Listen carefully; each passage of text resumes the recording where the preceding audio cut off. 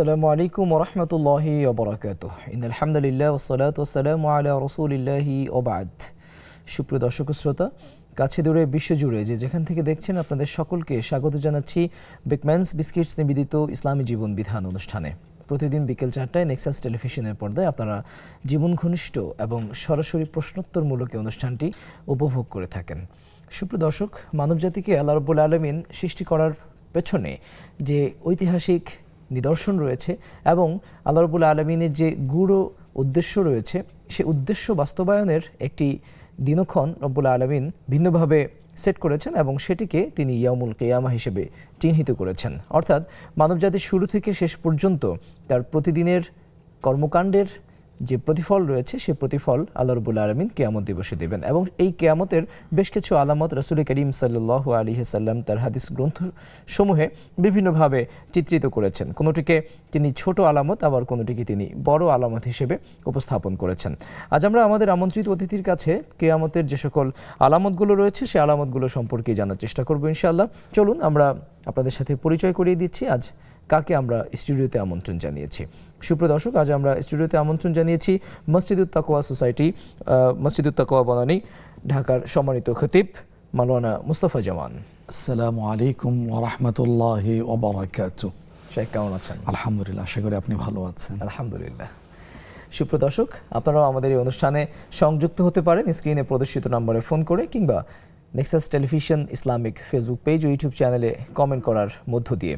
চলুন আমরা কথা না বাড়িয়ে চলে যাচ্ছি আমাদের আজকের অনুষ্ঠানের মূল যে উপজীব্য রয়েছে তথা কিয়ামতের আলামত, আমরা সে সম্পর্কে সরাসরি শাইখের কাছে শুনবো এবং একই সাথে আপনারা যখন আমাদের স্ক্রিনে প্রদর্শিত নম্বরে ফোন করে আপনাদের জীবন ঘনিষ্ঠ কোনো প্রশ্ন করবেন, আমরা আমাদের আজকের আমন্ত্রিত অতিথির কাছে আপনাদের সে প্রশ্নের উত্তরও ইনশাআল্লাহ জেনে নেব। প্রথমেই আমি শাইখের কাছে জানতে চাই, কিয়ামতের আলামত অর্থাৎ কিয়ামতের কী কী নিদর্শন রয়েছে সেটি আমাদের আজকের আলোচ্য বিষয়। আমি প্রথমে যেটি জানতে চাইবো সেটি হচ্ছে কিয়ামত আসলে কি? বিসমিল্লাহ ওয়াস সালাতু ওয়াস সালামু আলা রাসূলিল্লাহ ওয়া আলা আলিহি ওয়া সাহবিহি ওয়া মান ওয়ালা। কিয়ামত শব্দটাই তো একটি আটকে ওঠার মতো বিষয়। পৃথিবীতে আল্লাহ তাআলা মানুষকে পাঠিয়েছেন পরীক্ষা করার জন্যে। প্রত্যেকটা মানুষকে আসতে হবে, আবার প্রতিটা মানুষকে এখান থেকে চলে যেতে হবে, থাকার কোনো সুযোগ নেই। যখন চলে যেতে হবে সবাইকে, ওই যাওয়ার যে প্রেক্ষাপট পটভূমি তৈরি হবে মহাবিশ্বের, এটাকে এই ভাষায় আমরা বলতে পারি কিয়ামত। এটা খুবই গুরুত্বপূর্ণ। এটা দিয়ে বোঝানো হয়েছে এখানে স্থায়ীভাবে থাকার কোনো সুযোগ নেই। নবী রাসূলুল্লাহ থাকতে পারেননি, সাহাবায়ে কেরাম রাদিয়াল্লাহু তাআলা আলাইহিম আজমাইন থাকতে পারেননি, কেউ থাকতে পারবে না, চলে যেতে হবে। আর এই সাজানো গুছানো পৃথিবী বা মহাবিশ্ব এটাও থাকবে না, এটা ধ্বংস হয়ে যাবে। আল্লাহ তাআলা তার নামে নামকরণ করা সূরা রহমানের এই কথাটাই সুন্দরভাবে দ্ব্যর্থহীন ভাষায় বলেছেন, কুল্লু মান আলাইহা ফান, সব কিছু ফান হয়ে যাবে, ধ্বংস হয়ে যাবে। ওইটাকে কিয়ামত বলা হয়। ধ্বংস হওয়া, শেষ হওয়া, নিঃশেষ হওয়া। এই নামে একটি সূরাও আল্লাহ তাআলা নাজিল করেছেন, সূরাতুল কিয়ামা। কোথায় আসছে?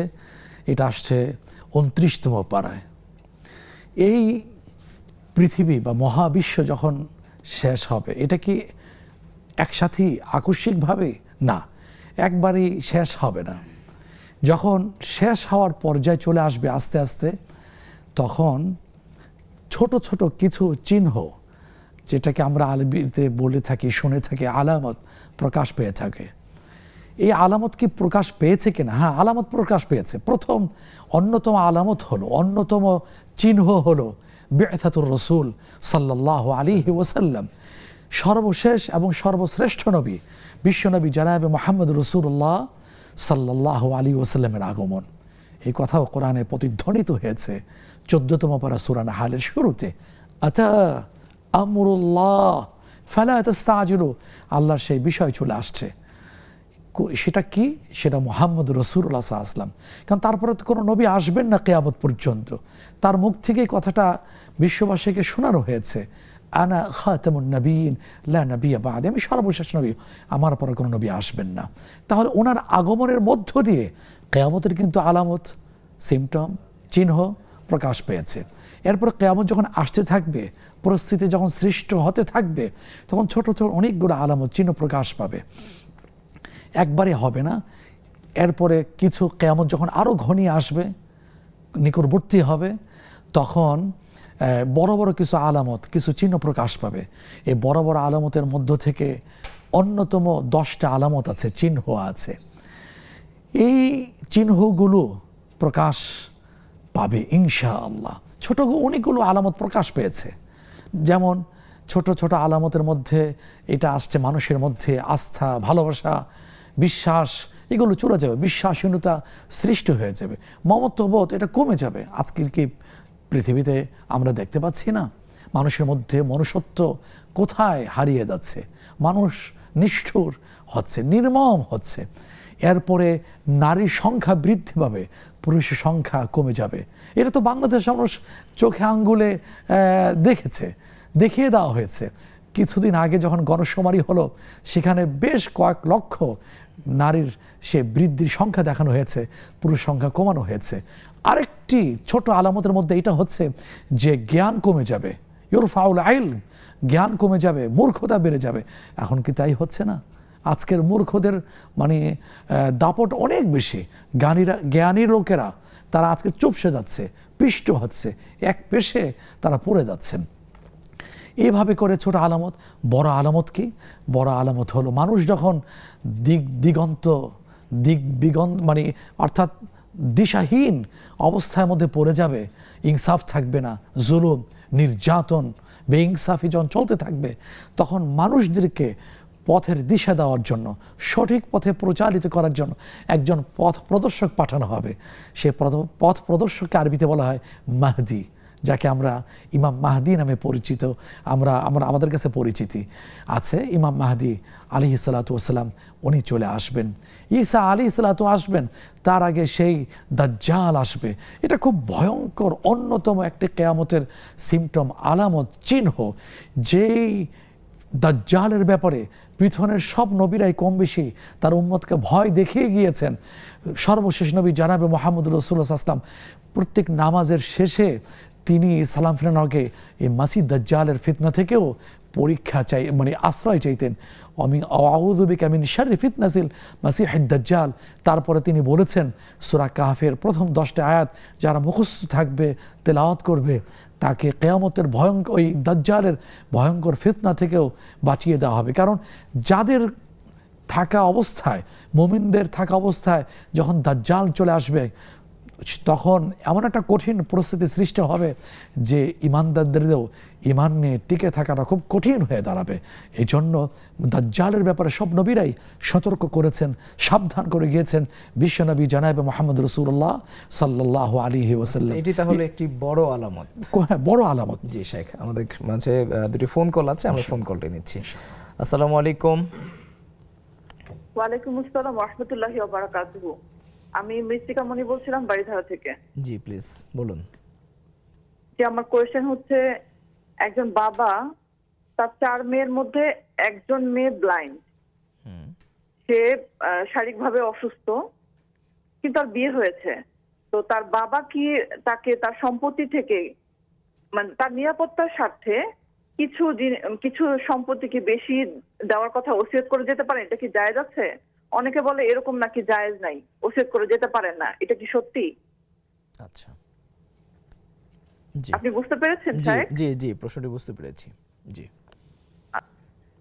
জি ঠিক আছে, ধন্যবাদ। আমরা আরেকজন দর্শক আমাদের সাথে যুক্ত হয়েছেন, আমরা তাকেও কানেক্ট করে নিচ্ছি। কে আছেন আমাদের সাথে? আসসালামু আলাইকুম। ওয়ালাইকুম আসসালাম ওয়া রাহমাতুল্লাহ। আমি মিরপুর থেকে সায়লা বলছি। জি আপু বলেন।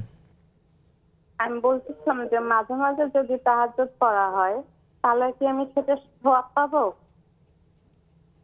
মাঝে মাঝে তাহাজ্জুদ পড়লে সেটা কি আমি সওয়াব পাবো? আচ্ছা আচ্ছা, জি শুকরিয়া। আর আচ্ছা, আরেকটা প্রশ্ন আছে, দুটো প্রশ্ন আছে। জি বলুন। জি জি প্রশ্নটি বলুন। হ্যাঁ বলছি, মুগনিও বললে কি ফজিলত পাওয়া যায়? কি হলে? মুগনিও বললে কি ফজিলত পাওয়া যায়? আচ্ছা জি ঠিক আছে, ধন্যবাদ।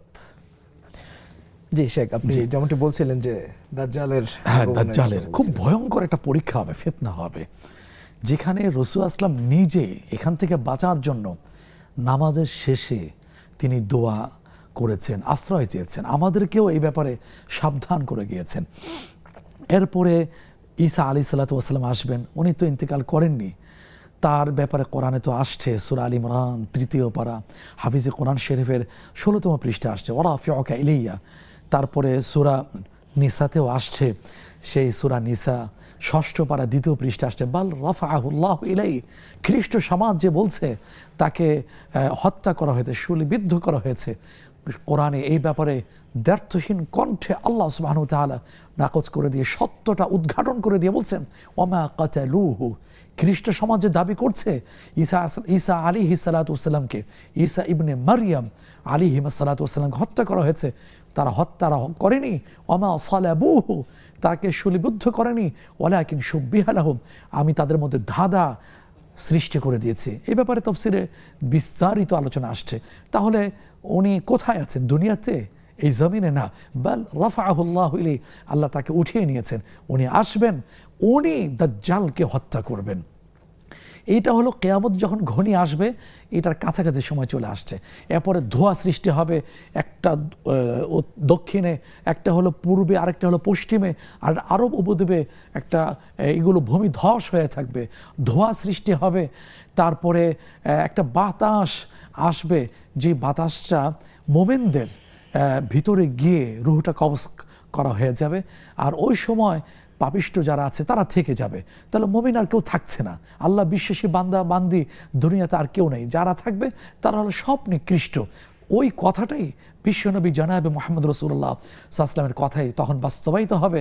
সেই কথাটা হলো, কালজয়ী বক্তব্যটা হচ্ছে লা তাকুমুস সাআতু হাত্তা ইউকাল আল্লাহ আল্লাহ, আল্লাহ আল্লাহ বলা একজন ব্যক্তি থাকা অবস্থায়, বিশ্বাসী তাওহীদবাদী বান্দাবান্দি থাকা অবস্থায় কিয়ামত সংঘটিত হবে না।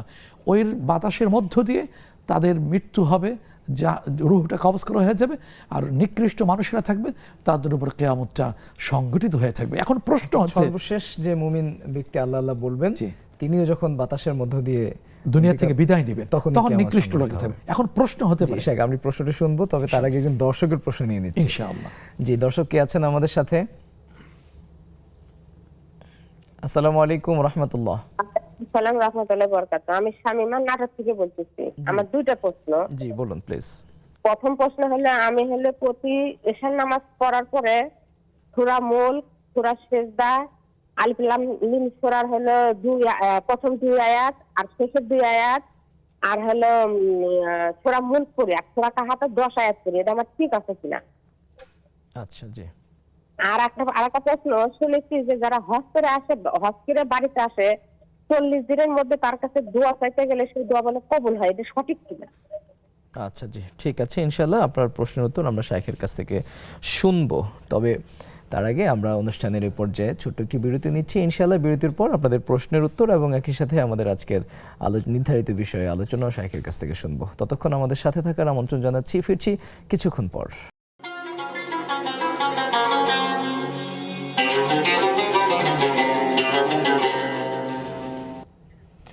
ফিরে এলাম বিরতির পর আপনাদের প্রিয় অনুষ্ঠান নেক্সাস টেলিভিশনের পর্দায় বেকম্যানস বিস্কিটসের নিবেদনে ইসলামী জীবন বিধান, সরাসরি প্রশ্নোত্তরমূলক এই অনুষ্ঠানটিতে আপনারাও প্রশ্ন করতে পারেন স্ক্রিনে প্রদর্শিত নম্বরে ফোন করে। সুপ্রিয় দর্শক, আমরা বেশ কিছু প্রশ্ন হাতে পেয়েছি, আপনারা বেশ কিছু প্রশ্ন করেছেন। আমরা প্রশ্নগুলো সরাসরি আমাদের আজকের আমন্ত্রিত মেহমানের কাছে উপস্থাপন করছি। ইনশাআল্লাহ শাইখ আপনাদের প্রশ্নের উত্তর দেবেন। বাড়িধারা থেকে একজন বোন জানতে চেয়েছেন যে একজন ভদ্রলোকের 4 জন কন্যা সন্তান রয়েছে, এর মধ্যে একটি কন্যা সন্তান হচ্ছে জন্মগতভাবে অথবা কোনো অ্যাক্সিডেন্টালি তিনি ব্লাইন্ড, অন্ধ, তো তাকে বিয়েও দেওয়া হয়েছে। এখন বাবা যদি তার এই যিনি অন্ধ, এই অন্ধ মেয়ের জন্য অতিরিক্ত কোনো সম্পদ ওসিয়ত করতে পারবেন কিনা, এ ব্যাপারে শরীয়তের দৃষ্টিভঙ্গি কি? সুন্দর কথা বলেছেন, এটা খুবই কোরআনিক গুরুত্বপূর্ণ একটি প্রশ্ন। সেটা হচ্ছে যে বাবা চিন্তা করছেন তার চেয়ে তো 1000 গুণ বেশি চিন্তা করেছেন আল্লাহ সুবহানাহু ওয়া তাআলা, কারণ উনি তো খালেক, উনি তো মালিক, উনি তো রাজ্জাক। এক কথা হচ্ছে রব্বুল আলামিন, প্রতিপালনকারী। তারপরে উম্মতের প্রতি মা বাবার চেয়েও বেশি দরদি তিনি হলেন মুহাম্মদ রাসূলুল্লাহ সাল্লাল্লাহু আলাইহি ওয়াসাল্লাম। রাউফুম বিল মুমিনিন, মুমিনদের প্রতি খুবই দয়াশীল ছিলেন। আল্লাহ রাব্বুল আলামিনের পক্ষ থেকে ওহী পেয়ে তিনি বলেছিলেন, বিশ্ববাসীকে শুনিয়ে গিয়েছেন, হাদিসের পাতায় এটা লিখিত আছে, এটা সংবিধান, এটা আইন। উনি যেটা বলেছেন সেই কথাটাই আসছে। তিনি বলেছেন লা ওয়াসিয়াতা লিল ওয়ারিস, ওয়ারিসদের জন্য, উত্তরাধিকারীদের জন্য কোনো ওসিয়াত চলবে না। কেন চলবে না? কারণ কার কতটুকু হক আছে, অংশ আছে, বরাদ্দ আছে, সেটা আল্লাহ সুবহানাহু ওয়া তাআলা সুন্দরভাবে বলে দিয়েছেন। সূরা নিসা 4th পারা, হাফিজে কোরআন শরীফের 18তম পৃষ্ঠা জুড়ে আসছে। আবার 6ষ্ঠ পারার 5ম পৃষ্ঠা শুরু একটা অংশ আসছে। কে কতটুকু সব বলে দেওয়া হয়েছে। এখন যিনি বাবা, উনি একটা অংশ দিতে পারেন, তবে এটা বড় আকারে নয়, জীবিত অবস্থায় দিতে পারেন, যেটা অন্যান্য ওয়ারিসদের যে সেটা যেন বেশি না হয়ে থাকে। অর্থাৎ পরিমাণটা এত বেশি নয় যেটা অন্যদেরকে বঞ্চিত করা হয়ে থাকে। যেমন হাদিসে আসছে, একজন সাহাবী বাবা এসে বললেন, ইয়া রাসূলুল্লাহ সাল্লাল্লাহু আলাইহি ওয়াসাল্লাম, আমি তো আমার ওই সন্তানকে এইটা দিয়েছি। উনি ভাবলেন রাসূলুল্লাহ সাল্লাল্লাহু আলাইহি ওয়াসাল্লাম খুশি হবেন, বাহবা জানাবেন, মারহাবা, ওয়েলকাম জানাবেন।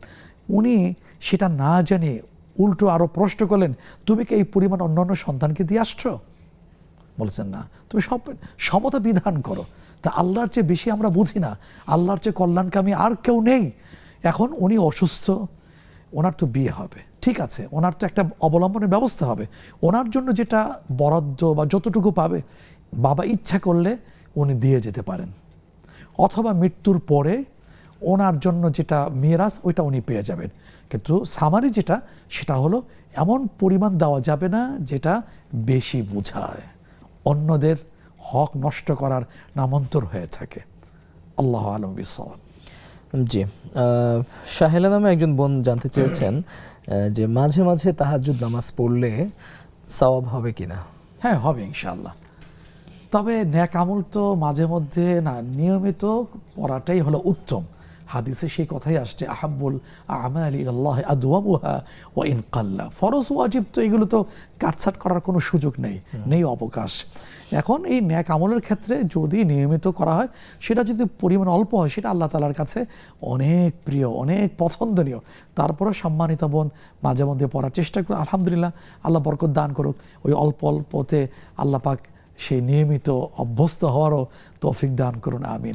তারপরও প্রাসঙ্গিক একটু পরামর্শ দেব সম্মানিতা বোনকে, আপনি যেহেতু নিয়মিত পড়তে পারছেন না, যেদিন আপনি শেষে পড়তে পারবেন না এ ব্যাপারে আপনি যখন কনফার্ম থাকবেন, তাহলে ঘুমানোর আগে এশার নামাজ পড়ে 2 রাকাত সুন্নতে মুআক্কাদা আদায় করে 2 রাকাত 4 রাকাত যতটুকু পারেন পড়ে নিলেন, ওইটাও তাহাজ্জুদ হবে। তবে উত্তম সময় হলো এশার পর থেকে সুবহে সাদেক পর্যন্ত 3টা ভাগ করলে তৃতীয় অংশটাই হলো তাহাজ্জুদের সবচেয়ে উত্তম সময়, যেটা 2টা 2:30টার পর থেকে শুরু হয়ে যায়। জি, একটি বিষয় তিনি জানতে চেয়েছেন যে ইয়া মুগনি এভাবে ডাকার কি ফজিলত রয়েছে? হ্যাঁ, হতে পারে আল্লাহকে উদ্দেশ্য করা হচ্ছে, অর্থাৎ ইয়া গানি হে মুখাপেক্ষীহীন সত্তা।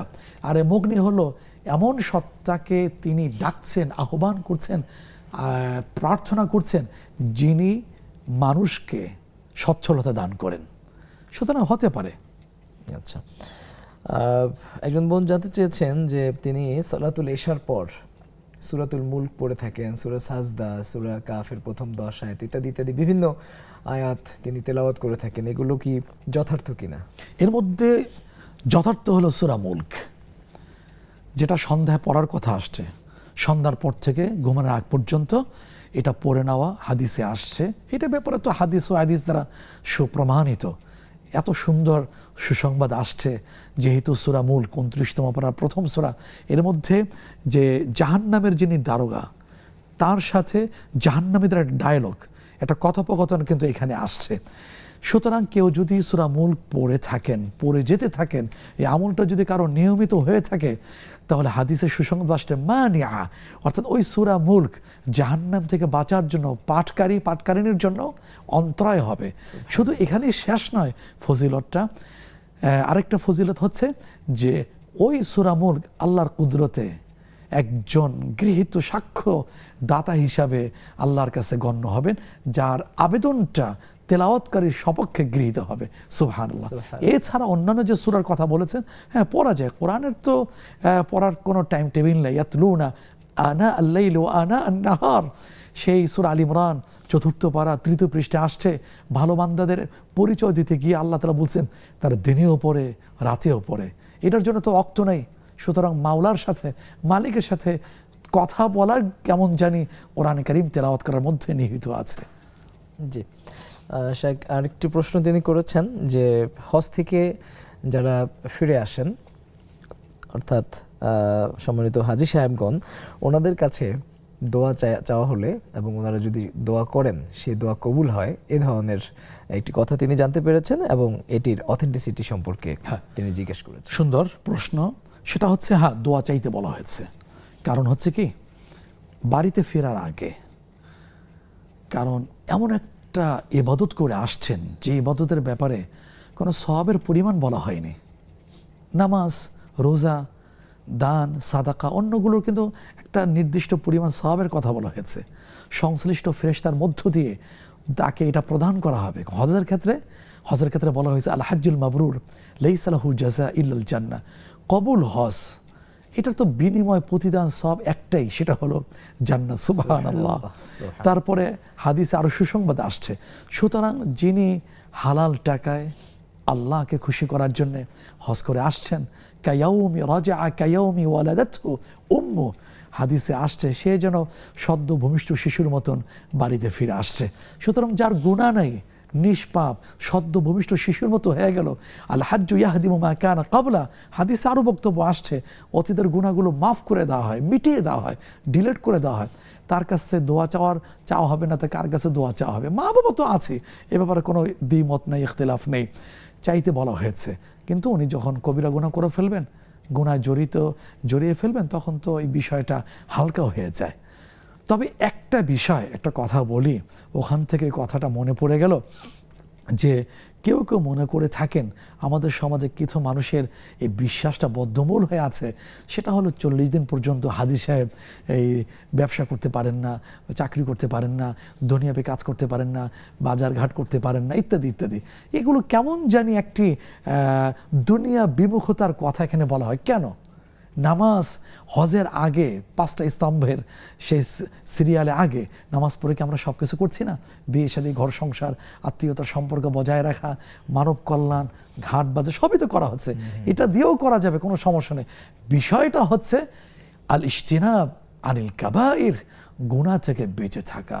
হজ করে যেমন নিষ্পাপ হওয়ার বিশাল সৌভাগ্য হাসিল হয়ে থাকে, বাকি জীবন তার সর্বোচ্চ চেষ্টা থাকবে আমার দ্বারা যেন গুনাহ সংঘটিত না হয়, অন্যায় অনৈতিক কাজ থেকে বিরত থাকার, এটাই তার বড় লক্ষ্য, টার্গেট থাকবে।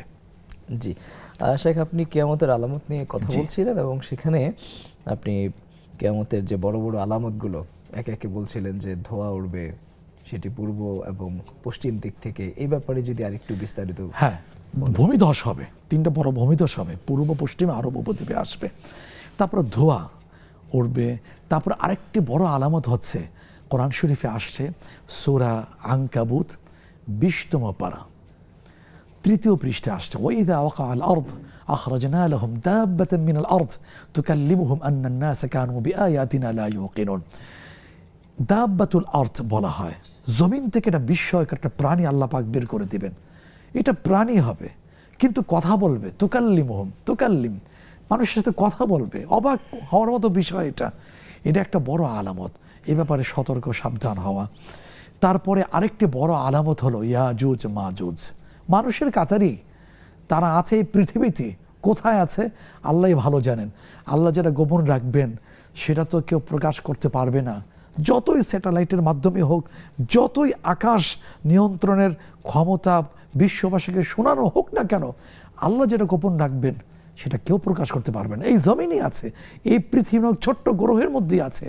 তারা আল্লাহর যখন ইচ্ছা হবে, ফায়সালা হবে, তারা বেরিয়ে আসবে, বিপুল সংখ্যক হবে। তারা তো বেরিয়ে এসে তৎকালীন সভ্যতার পতন ঘটবে তাদের হাতে। এই ব্যাপারে কোরআন শরীফে বলা হয়েছে সূরা কাহাফ 16তম পারা 2য় পৃষ্ঠায়, ইন্না ইয়াজুজা ওয়া মাজুজা মুফসিদুনা ফিল আরদ। কোরআনের বক্তব্য হচ্ছে ইয়াজুজ মাজুজ এটা কিয়ামতের বড় একটি আলামতের মধ্যে অন্যতম আলামত। যখন বেরিয়ে আসবে তখন পৃথিবীতে ফিতনা ফাসাদ সৃষ্টি করে ফেলবে, বিপর্যয় সৃষ্টি হবে তাদের মধ্য থেকে। এখন এই যে কিয়ামত, মহাবিশ্বের মহাপ্রলয়, ধ্বংস হওয়া, এটা কি আসবে কি না? কোরআনে তো এই ব্যাপারে তো কথা বলাই হয়েছে। যেমন সূরা তাহা 16তম পারা 12তম পৃষ্ঠা আসছে, আল্লাহ সুবহানাহু ওয়া তাআলা জোরালো ভাষায় বলছেন ইন্না সাআতা আতিয়া। এখানে সা বলতে কিয়ামত বোঝানো হয়েছে, নিশ্চয় কিয়ামত আসছে, আসবে। তারপর এই জ্ঞানটা কার আছে?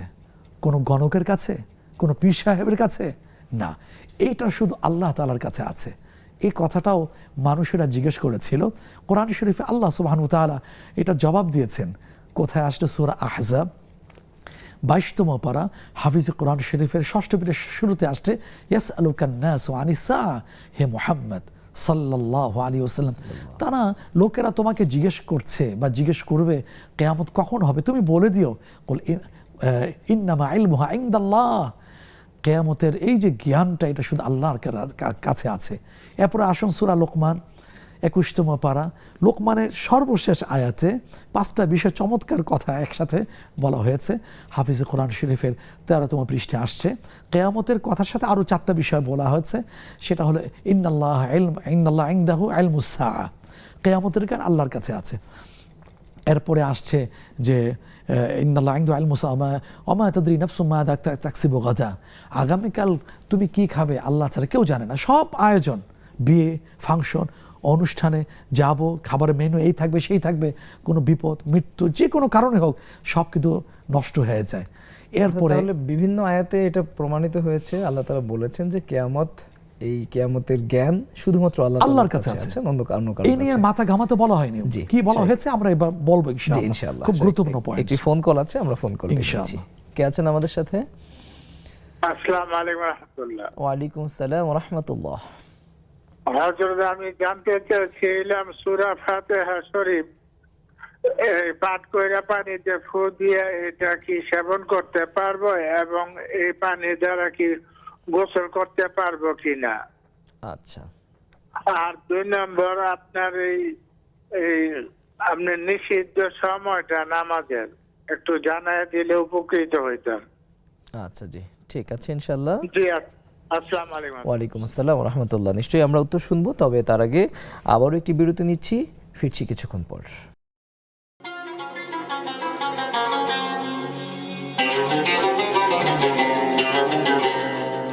ফিরে এলাম আপনাদের প্রিয় অনুষ্ঠান বেকম্যানস বিস্কিটস নিবেদিত ইসলামী জীবন বিধানে। সরাসরি প্রশ্নোত্তরমূলক জীবন ঘনিষ্ঠ এই অনুষ্ঠানটি আপনারা নেক্সাস টেলিভিশনের পর্দায় উপভোগ করছেন। আপনাদের প্রশ্নের উত্তর দেবার জন্য স্টুডিওতে উপস্থিত আছেন একজন বিদগ্ধ আলেমে দ্বীন শেখ মোস্তফা জামান। আমরা আবারও শেখকে স্বাগত জানাচ্ছি। জাযাকাল্লাহ খাইর। একজন ভাই জানতে চেয়েছেন যে সূরা ফাতিহা পড়ে তেলাওয়াত করে কোনো পানিতে ফু দিয়ে সে পানিটা পান করা কিংবা সে পানি দিয়ে গোসল করা, এগুলো করা যাবে কিনা, এগুলোর বিশেষ কোনো ফজিলত রয়েছে কিনা? হ্যাঁ, ফজিলত তো অনেক বড় ফজিলত আসছে। এটার একটি নাম হলো সূরাতুশ শিফা, উম্মুল কিতাব। অনেকগুলো নাম, এর মধ্যে আলাদা একটা নামই আসছে সূরাতুশ শিফা, আরোগ্য লাভের সূরা। হাদিসে এই কথাও আসছে 7 মাররাত, কেউ যদি 7 বার পরে পানিতে ফু দেয়, থুতুর ছিটা দিয়ে খায়, এটা আরোগ্য হিসেবে কাজ করবে। এ ব্যাপারে হাদিসও প্রমাণ ভুরি আছে, ভুরি প্রমাণ আছে। তবে একটা বিষয় উনি যেটা বলেছেন যে গোসল করা না, এটা কোরআনের আয়াতের সাথে একটা সুউল আদব, শিষ্টাচার পরিপন্থী। কারণ এখানে নিচে যাচ্ছে, পায়ের সাথে এটা করছে, স্পর্শ হচ্ছে, এটা থেকে বিরত থাকাই কোরআনের প্রতি একটা সম্মান প্রদর্শন করা হয়ে থাকবে। জি, আরেকটি বিষয় তিনি জানতে চেয়েছেন, সেটি হচ্ছে নামাজের নিষিদ্ধ সময় কখন কখন? নিষিদ্ধ সময় সূর্য ওঠা তারপরে মাথার উপরে যখন সূর্যটা থাকে দ্বিপ্রহর, আর সূর্যাস্তের সময়টা। মানে আজকের যেহেতু 25শে জুন লাইভ আয়োজন হচ্ছে, আজকের যদি নিষিদ্ধ সময় বিষয়টা যদি আমি যদি বলি, তাহলে আজকের সূর্য ওঠার ক্ষেত্রে নিষিদ্ধ সময় ছিল 5টা 13 মিনিট থেকে 5টা 27 মিনিট, এই সময়টুকু নিষিদ্ধ সময়। আর দুপুরের ক্ষেত্রে নিষিদ্ধ সময় ছিল 11টা 56 থেকে 12টা 1 মিনিট পর্যন্ত। আর সূর্যাস্ত, যেটা একটু পরে সূর্য অস্ত যাবে, সেক্ষেত্রে নিষিদ্ধ সময় হচ্ছে 6টা 34 মিনিট থেকে 6টা 49 মিনিট। কেন? কারণ এই সময় সূর্য, শয়তান তো সূর্যের সামনে থাকে, সূর্য পূজারীরা সূর্যের পূজা করে থাকে। এই জন্য ইসলামে নামাজটা পড়তে নিষেধ করা হয়েছে, কিন্তু তাসবিহ তাহলিল দুরুদ পাঠ করা, জিকির আজকার করা, এগুলো নিষিদ্ধ নয়, শুধু নামাজটা এখানে নিষিদ্ধ বলা হয়েছে। জি শেখ, আপনি সূরা লুকমানের সর্বশেষ আয়াত নিয়ে বলছিলেন, যেখানে 5টি বিষয়ে আল্লাহ রাব্বুল আলামিনের কাছে সাথে খাস করা হয়েছিল, যে 5টি বিষয়ের জ্ঞান শুধুমাত্র আল্লাহর কাছে রয়েছে। কিয়ামতের জ্ঞান, হ্যাঁ, সূরা লুকমানের সর্বশেষ আয়াত। এই সূরাটা আসছে 21তম পারা। আল্লাহ চমৎকার করে বলছেন। তার আগে একটা ছোট্ট ঘটনা একটু বলি, সেটা হলো সাহাবায়ে কেরাম রাদিয়াল্লাহু তাআলা আলাইহিম আজমাইন পরে এই উম্মার মধ্যে সবচেয়ে স্বপ্নের ব্যাখ্যাকার ছিলেন আল্লামা ইবনে সিরিন রাহমাতুল্লাহি আলাইহি। ওনার কিতাব আছে। সে আল্লামা ইবনে সিরিন রাহমাতুল্লাহি আলাইহি সময় বড় একজন ইমাম, উনি ইমাম মালিক রাহমাতুল্লাহি আলাইহি, উনি রাসূল সাল্লাল্লাহু আলাইহি ওয়াসাল্লামকে খুব ভালোবাসতেন, সবাই ভালোবাসে।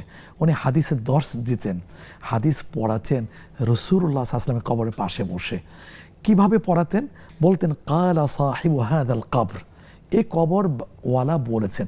এই কথা বলতে গেলে পশম দাঁড়িয়ে যায়, হৃদয় টাচ করে। কার পাশে বসে কার কথা আমরা পড়ছি, শোনাচ্ছি। উনি এতটা সম্মান শ্রদ্ধা প্রদর্শন হাদিস পড়াতেন। একদিন কি হয়েছে, হাদিস পড়াতে গিয়ে ছাত্ররা তো পৃথিবীর বিভিন্ন জায়গা থেকে আসছেন, ওনার কাছ থেকে রাসূল ইসলামের পাশে বসে রাসূল ইসলামের কথাগুলো শিখবেন, শুনবেন। এখন একদিন কি হলো, হাদিস পড়াতে গিয়ে পিছনে থেকে এক ছাত্র দেখতেছেন ওনার চেহারাটা লাল হয়ে গেছে, অর্থাৎ কোনো কষ্টে বলতেও পারছেন না, প্রকাশ করছেন না, দাঁত কামড়ে বসে আছেন। যখন পড়ানো শেষ হলো, একজনকে ডেকে বললেন, এসো দেখো থেকে আমার পিছনে কি হয়েছে। একটা বিষাক্ত পোকা ভিতরে ঢুকে আটকে পড়ে গেছে, কামড়াচ্ছে, এত প্রচণ্ড ব্যথা। বললেন, ওস্তাদ আপনি বললেন না কেন? কি আমার ব্যথা রাসূল ইসলামের হাদিসের সম্মান হচ্ছে আমার ব্যথা বেশি বড় হয়ে গেল, এত সম্মান। উনি কোথাও যেতেন, তখন মদিনা থেকে চোখের আড়াল হওয়ার পরে, রাসূলের কবর আড়াল হওয়ার পরে তিনি বাহনে উঠতেন, যাতে আগে ওঠা না হয়ে যায়, রাসূলের উপরে উঠে যাব এমন সম্মান দেখাতেন। দীর্ঘকাল উনি থাকলেন। কেন থাকলেন? যাতে আমার মৃত্যুটা এখানে হয়, রাসূলের মদিনায় শহরে যেন আমার কবর হয়ে যায়। এখন অপেক্ষা করতে করতে বার্ধক্যে চলে গেলেন, মৃত্যু তো আসে না। উনি ইস্তেখারা করার চেষ্টা করলেন। ইস্তেখারা করতে গিয়ে তিনি একাধিকবার দেখলেন 5টা আঙ্গুল বিশিষ্ট হাত, আবার সকালে আবার আরেক দিন, এইভাবে করার পরে এটার অন্তর্নিহিত ব্যাখ্যাটা কি, রহস্যটা কি? তখন আল্লামা ইবনে সিরিন রাহমাতুল্লাহর কাছে তিনি গেলেন, বললেন যে আমি তো এই ইস্তেখারা করেছি, আমি জানতে চেয়েছিলাম আল্লাহ সুবহানাহু ওয়া তাআলার কাছে, আমি আমার মৃত্যুটা কি মদিনা হবে না মক্কায় হবে? আমি তো এতকাল অপেক্ষা করেছি, মৃত্যু হবে, দাফন হবে, রাসূলের শহরে মদিনাতে আমার শুয়ে থাকাটা হবে। এখন আমার ইচ্ছা থাকছে যে শেষ সময় এসে আমি মক্কা থেকে একবার ঘুরে আসি, হজ করে আসি। দীর্ঘ পথ, যদি ওখানে গিয়ে আমার মৃত্যু হয়ে যায়, লাশটা এখানে আনা হবে না। হাদিসে এই ব্যাপারে নিরুৎসাহিত করা হয়েছে। এখন আমি ইস্তেখারা করতে গিয়ে স্বপ্নে আমি 5 আঙ্গুল বিশিষ্ট দেখেছি। তখন আল্লামা ইবনে সিরিন রাহমাতুল্লাহ বললেন, এই 5 আঙ্গুল বিশিষ্ট স্বপ্নের ব্যাখ্যা হলো সূরা লুকমানের শেষ ওই আয়াত, যেখানে 5টা বিষয় আলাদাভাবে বলা হয়েছে। ইন্নাল্লাহা ইনদাহু ইলমুস সাআহ, নিশ্চয় কিয়ামতের জ্ঞান আল্লাহ সুবহানাহু ওয়া তাআলার কাছে। ওয়া ইউনাজ্জিলুল গায়থ, বৃষ্টি কখন হবে সঠিক সময়টা, সঠিক জায়গাটা আল্লাহ ছাড়া কেউ বলতে পারে না। আমাদের আবহাওয়া অফিস বলে হবে, দেখা যায় হওয়ার জায়গায় আরো হয় না, হবে না আবার হয়ে যায় বৃষ্টি। সুনিশ্চিতভাবে বলাটা হয় না, হওয়াটা সম্ভব না। সম্ভাব্য। তারপর আমাদের দেশে একটু কথা আছে, যেখানে বলে হবে, দেখা যায় হয় না, উল্টা হয়ে থাকে। ওমা তাদরি নাফসুম মাযা তাকসিবু, আগামীকাল তুমি কি খাবে, কেউ উপার্জন করবে কেউ বলতে পারে না। ওমা তাদরি নাফসুম বিআইয়ি আরদিন তামুত, তুমি কোথায় মৃত্যুবরণ করবে কেউ বলতে পারে না, কেউ বলতে পারে না। কবর বাধাই করা হয়, কবরের জায়গা ঠিক করা হয়, মারা যায় অন্য জায়গায়, দাফন হয়ে যায় আরেক জায়গায়। ওমা তাদের তারপরে আসছে যে রেহেমে বাচ্চা দানিতে যে সন্তান আসছে, ওই সন্তান কি মিন আহলিল জান্নাহ আম মিন আহলিন নার, সেটাকে জান্নাতি হবে না জাহান্নামে হবে, আল্লাহ ছাড়া কেউ বলতে পারে না। এই জন্য কিয়ামতের জ্ঞান আল্লাহ ছাড়া কেউ বলতে পারে না। আজকের এত সুস্পষ্ট বক্তব্য কোরআন সুন্নাহয় আসা সত্ত্বেও আজকের কিছু মানুষকে মানে দ্বিধার মধ্যে, চিন্তার মধ্যে ফেলে দিয়েছে, মনে হয় কিয়ামত চলে আসছে। এই যে সংঘর্ষ, এই যে যুদ্ধ এই হয়েছে, কিয়ামত চলে আসছে না। কিয়ামত আসার সময় অনেক দেরি আছে। আজকের তো মানুষ কোটি কোটি মানুষ, 150 কোটির উপরে মুসলিম আছে। আমলের দিক থেকে হয়তো পিছিয়ে থাকতে পারে, কিন্তু তাওহীদের দিক থেকে সে কি লা ইলাহা ইল্লাল্লাহ, আল্লাহকে এক বলে কি স্বীকার করছে না? করছে। এখন একজন ব্যক্তি থাকা অবস্থায় কিয়ামত সংঘটিত হবেন, ওইটার পিছনে মাথা না ঘামিয়ে আমাকে আপনাকে যেই ব্যাপারে আদেশ করা হয়েছে, যেই ব্যাপারে আমি আপনি মানুষের আদিষ্ট, সেটা হলো কি সূরা তাওবা 11তম পারা 1ম পৃষ্ঠা এবং 2য় পৃষ্ঠায় একই কথা, অভিন্ন বক্তব্য রিপিট হয়েছে, ইআমালু ফাসায়ারাল্লাহু আমালাকুম, তোমরা আমল করে যাও। কেন এটা হলো আমলের জায়গা। আর দুনিয়া মাজরাআতুল আখিরা, এটা আখিরাতের সঞ্চয়ের জায়গা। একজন সাহাবী সেই কথাই জিজ্ঞেস করেছিলেন রাসূলুল্লাহ সাল্লাল্লাহু আলাইহি ওয়াসাল্লামকে, মাতা সাআ ইয়া রাসূলুল্লাহ, কিয়ামত কখন হবে? এখন রাসূল আসলাম প্রশ্নটা শুনে কি খুশি হয়েছিলেন? না, উনি ক্ষুব্ধ হলেন, ক্রুদ্ধ হলেন। উনি প্রশ্নের উত্তরটা না দিয়ে উল্টো প্রশ্ন, পাল্টা প্রশ্ন বললেন, মাযা আ'দাত্তা লাহা, কিয়ামত কখন হবে এই ব্যাপারে তোমার এত পেরেশানি, যেন তিনি বলছিলেন কিয়ামতের জন্য তুমি কি প্রস্তুতি নিয়েছো। এই প্রশ্নটা উনি পছন্দ করেন নাই। তা আমরা কেন এর পিছনে ঘুরবো? আমাদের দরকার কি, সেই কথাটা হাদিসে চমৎকার করে বলা হয়েছে, ইদা আসবাহতা ফালা তানতাজিরিল মাসা, তুমি যখন নতুন আরেকটি সকাল, আরেকটা দিনের সূচনা পেয়েছো, তুমি সন্ধ্যার অপেক্ষা করো না, তুমি তার আগে আখিরাতের প্রস্তুতি নাও। কেন কিয়ামত নিয়ে আজকের টপিক। সে কিয়ামতের ব্যাপারে বলা হয়েছে, ইদা মাতা ফাকাদ কামাত কিয়ামাতুহু আও কামা ক্বালা আলাইহিস সালাতু ওয়াসসালাম, মানুষ যখন মারা যায় ওইটাই তার কিয়ামত। এটা হলো তার ব্যক্তিগত কিয়ামত। আর সামগ্রিক কিয়ামত হলো যখন মহাবিশ্বের ধ্বংস হয়ে যাবে, এটা বড় কিয়ামত। সুতরাং এই ব্যাপারে আমাদেরকে হাদিসের আলোকে করণীয় হচ্ছে যে ফালা, সকাল যখন পেয়ে গেলাম, সন্ধ্যা পর্যন্ত অপেক্ষা না করে আমি আখিরাতের সামানা পাথেয় আমি সংগ্রহ করে মৃত্যুর জন্য, মালাকুল মউতের জন্য প্রস্তুত থাকব।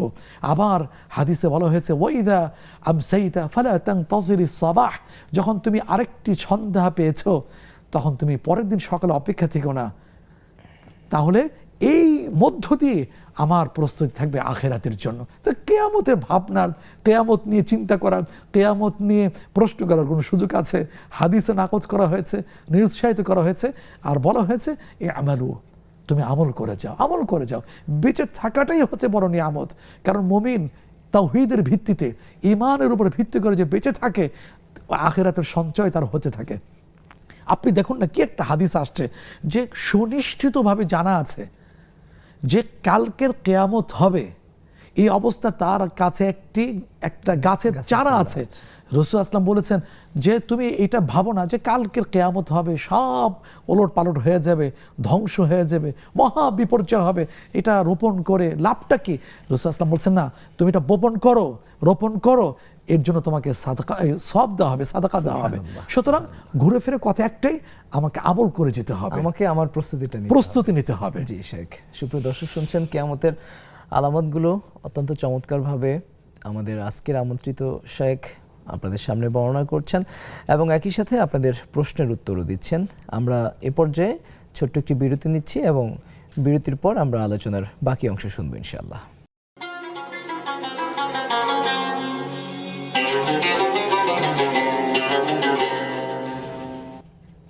আপনারা দেখছিলেন নেক্সাস টেলিভিশনের পর্দায় বিগম্যানস বিস্কিটস নিবেদিত ইসলামী জীবন বিধান। সুপ্রিয় দর্শক, বিরতির পর আমরা ফিরে এলাম আপনাদের প্রিয় এই অনুষ্ঠানে। আপনারা বেশ কিছু প্রশ্ন আমরা গ্রহণ করেছি এবং আপনাদের এই প্রশ্নের উত্তরগুলো আমাদের আজকের আমন্ত্রিত অতিথি দিয়েছেন এবং একই সাথে আমরা আমাদের নেক্সাস টেলিভিশন ইসলামিক ফেসবুক পেজেও আমরা প্রশ্ন দেখতে পাচ্ছি, সেখান থেকে আমরা একটা প্রশ্ন নিচ্ছি। একজন বোন সাইদা মিম নামে, তিনি প্রশ্ন করেছেন যে তার একজন বন্ধু যিনি নন বিলিভার, হিন্দু, তো অনেকদিন পর তার সাথে দেখা হচ্ছে, তাকে গোল্ড উপহার দেয়া যাবে কিনা? বন্ধুকে, তার হিন্দু বন্ধুকে স্বর্ণের কোনো ছেলে বন্ধু, সেটা অবশ্য তিনি মেনশন করেননি। জি, মেয়ে তো না, ছেলে, ছেলের বন্ধু। তিনি সেটা মেনশন করেননি। সাইদা মিম তিনি প্রশ্ন করেছেন যে তার একজন, জি সাইদা মিম তিনি প্রশ্ন করেছেন যে তার একজন বন্ধু, অনেকদিন পর তার সাথে দেখা হচ্ছে। তবে তিনি যেটি মেনশন করেছেন সেটি হচ্ছে তার বন্ধু হচ্ছে হিন্দু, নন বিলিভার, তাকে গোল্ড উপহার দেওয়া যাবে। ওইটা তো পরের কথা। তার আগে সাইদা মিম আমাদের সম্মানিতা বোন, মুসলিম, তার তো বন্ধু হতে পারে না, বিয়ে বহির্ভূত বন্ধুত্ব হতে পারে না। তারপর আবার অমুসলিম, এরপর গোল্ড, এটা তো পুরুষের জন্য হারাম করা হয়েছে। এটা তো আমি মুসলিম অমুসলিম কোনো পুরুষকে আমি দিতে পারি না। আমাদের সমাজে মহতারাম, এটা না বললেই নয়, সেটা হচ্ছে দেখা যায় যে খতনা অনুষ্ঠান করে থাকে, এটা তো ইসলামে নাই। এরপরে কি হয়, বাচ্চাকে দিয়ে থাকে আংটি, বিয়ের সময় চেন দিয়ে থাকে, এটা সেটা দিয়ে থাকে। এখন তো আরও কিছু, মেয়েরা যা পায় দেখা যায় ছেলেরা আরও বেশি, কানেরটা, গলারটা, হাতেরটা, নানা গোল্ডের এই অলংকার দেওয়া হয়ে থাকে। এটা তো ইসলামে পুরো হারাম করা হয়েছে। রাসূল আসলাম তো একদিন ঘর থেকে বের হলেন, দুটো জিনিস দুইটা হাতে ছিল, একটা হলো হারির রেশমি কাপড় ছিল, আরেকটা ছিল আয-যাহাব স্বর্ণ। তিনি বলেন হারামুন লিযুকুরি উম্মতি, এই দুটো জিনিস আমার উম্মতের পুরুষের জন্য হারাম, এটা নিষিদ্ধ, এটা নাজায়েজ। আর ওয়া হালালুন লিউনাসি উম্মতি, আর উম্মতের মহিলাদের জন্য হালাল। এই যে ১৫০০ বছর আগে আল্লাহ কর্তৃক ওহী প্রাপ্ত হয়ে বিশ্বনবী জনাবে মুহাম্মদ রাসূলুল্লাহ সাল্লাল্লাহু আলাইহি ওয়াসাল্লাম শোনালেন, মেডিকেল সায়েন্স এটার উপর রিসার্চ করে দেখা গেল কেউ যদি গোল ব্যবহার করে তার ড্যাশ ড্যাশ এই সমস্যা হয়ে থাকে। ইসলামের যে কোনো হারামের মধ্যে কোনো ফায়দা নেই, উপকার নেই, হালালের মধ্যে উপকার আছে। সুতরাং দাওয়া তো যাবেই না। তারপরে আবার আমি সেই কথাটা একটু স্মরণ করিয়ে দিই, এখানে বন্ধুত্ব চলবে না। তারপর দাওয়া তো এটা কি হলো, নিজে টাকা দিয়ে গুনাহ কামাই করা। সুতরাং বান্ধবীকে দেওয়া যাবে, হ্যাঁ মেয়েকে দেওয়া যাবে, কেন এটা কোনো সমস্যা নেই। আচ্ছা আচ্ছা, জি অনেক শুকরিয়া শেখ। আপনি কিয়ামতের আলামত নিয়ে যেহেতু আজকে আমরা কথা বলছি, এবং এখানে আমি দুটি প্রসঙ্গের অবতারণা করি। একটি হচ্ছে আমরা যে ইমাম মাহদির আগমনের ব্যাপারটা, এটিতে অনেক সময় দেখা যায় যে বিভিন্ন আলোচক তারা দিনক্ষণ ঠিক করে দিয়ে তারা এই ধরনের বর্ণনা দিয়ে থাকেন যে 2024 সালে ইমাম মাহদি আসবেন। আমরা এটি বিভিন্ন সময় দেখতাম, অথবা এখনও 2028 সাল বা এই ধরনের একটি ডেডলাইন দেওয়া হয় যে এই সময়টাতে ইমাম মাহদি আসবেন। তো এই ব্যাপারটা আপনি বলবেন, তবে তার আগে আরেকটি ফোন কল আমরা নিয়ে নিচ্ছি ইনশাআল্লাহ। কে আছেন আমাদের সাথে? আসসালামু আলাইকুম। ওয়ালাইকুম আসসালাম ওয়া রাহমাতুল্লাহ। আমার দুইটা প্রশ্ন ছিল। জি, please। একটা হলো এই যে বাজার থেকে আমরা যে প্যাকেট মেহেদি কিনি, কোন মেহেদি, এটা দিলে কি নামাজ হবে, ওযু হবে? আর আরেকটা প্রশ্ন হলো, আমি ফেসবুকে কিছুদিন আগে দেখেছি একটা লোক মারা গিয়েছে, ওনার ৪৫ দিন পর ওনার ২ ছেলেকে স্বপ্নে দেখাইছে যে তার ছেলেদেরকে স্বপ্নে দেখাইছে এই তাকে কবরটাকে সরাই নিয়ে যেতে, ওই কবরে ভিতরে পানি উঠেছে, সে নামাজ পড়তে পারতেছে না। এটা কি আদৌ সত্য? আমি বুঝতেছি না। আচ্ছা জি শেখ, তিনি যেমনটি প্রশ্ন করলেন যে বাজারে যে সকল মেহেদিগুলো পাওয়া যায় সেই মেহেদিগুলোতে ওযুতে কোনো সমস্যা হবে না? সমস্যা নেই। এটা হচ্ছে কি, এটা মিশে যায়, এটা প্রলেপ থাকে না। এই জন্য ফুকাহায়ে কেরামদের, ইসলামী স্কলার দের বক্তব্য হলো এতে নামাজের সমস্যা নেই, ওযুরও সমস্যা নেই, নামাজেরও সমস্যা নেই। জি, তিনি দ্বিতীয় যে প্রশ্ন জানতে চেয়েছিলেন যে একজন ব্যক্তির মৃত্যুর ৪৫ দিন পর তার সন্তানরা স্বপ্ন দেখেছে যে তার বাবা তাকে বলছে যে তোমরা আমার কবরটিকে স্থানান্তর করো, এখানে পানি উঠেছে, আমি সালাত আদায় করতে পারছি না। ঠিক আছে, স্বপ্নের কথাটা একটু না বললেই নয়। সেটা হলো স্বপ্ন কোনো দলিল হতে পারে না। আর এটা সত্য কিনা সম্মানিতা বোন বললেন, এটা আমরাও বলতে পারবো না, কারণ স্বপ্ন ৩ প্রকার। এই কয়েক প্রকার মধ্যে একটা স্বপ্ন হলো যেটা সূরা ইউসুফ ১২তম পারা ২০তম পৃষ্ঠার শুরুতে আসছে, আদগাথু আহলাম, কল্পনা প্রসূত, যেটা নিয়ে ভাবি সেটা অনেক সময় স্বপ্নে দেখা হয়। আরেকটা হলো শয়তান দেখায়, এগুলোর কোনো ভিত্তি নেই। আরেকটা হলো সিত্তু আরবাউনা জুজআম মিনান নবুওয়া, নবুয়তে ৪৬ ভাগের ১ ভাগ, যেটা গভীর ঘুমের পরে ডান কাঁধে থাকা অবস্থায় এটা হয়ে থাকে। এটা স্বপ্ন সত্য হতে পারে, আল্লাহই ভালো জানেন। হ্যাঁ, এখন যদি আপনারা এই ব্যাপারে যদি কনফার্ম হতে চান তাহলে এখানে একটু দেখে নেওয়া যে পানি উঠেছে কিনা। আর যিনি ৪৫ দিন চলে গেছেন, পার হয়ে গেছে, এখানে অনেক কিছুই থাকবে না। এখানে থাকবে না, বাঁশ থাকবে না, উপরে যে চাটাই থাকবে না। তারপর এই ৪৫ দিনের মধ্য থেকে শরীর অনেক কিছুই থাকবে না, মাটির সাথে মিশে যাবে। সেই কথাই তো কোরআনে বলা হয়েছে, সূরা তাহা ১৬তম পারা ১৪তম পৃষ্ঠা, মিনহা খালাকনাকুম অফিহা নুঈদুকুম। এই মাটি থেকে সৃষ্টি করা হয়েছে প্রথম আদম আলাইহিস সালাম, সেটাকে ভিত্তি করে মাটি থেকে সৃষ্টি করার কথা বলা হয়েছে।